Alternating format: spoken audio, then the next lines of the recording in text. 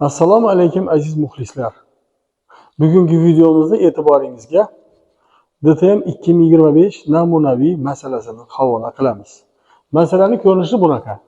Burchakni ichida bitta nuqta olingan.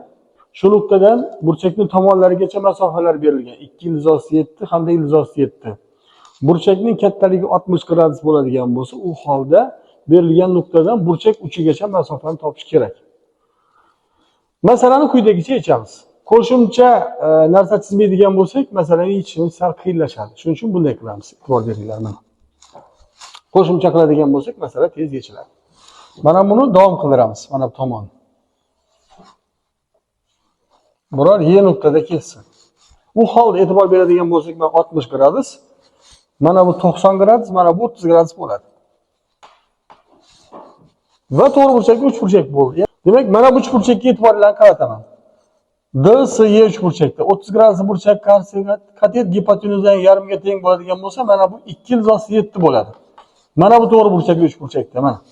Endi katta uchburchakda e'tiborlarni qarataman.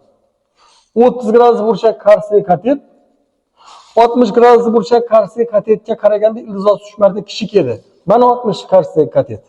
Mana 30 qarshidagi katet. Ya'ni mana bu 4 ildizosi 7 bo'ladigan bo'lsa, u holda 4 ildizosi 7 taqsim ildizosi 3 bo'ladi.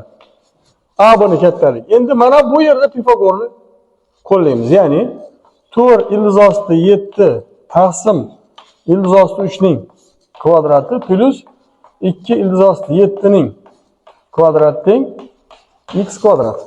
Demak, kvadratga ochirsak 112 taqsim 3 plus 28 teng x kvadrat.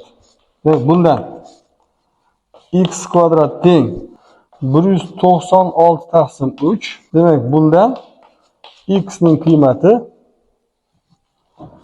14 taqsim ildizosi 3 yoki 14 ildizosi 3 taqsim 3 degan natija kelib chiqadi. Bizni kuzatishda davom eting. E'tiboringiz uchun rahmat. Salomat bo'linglar.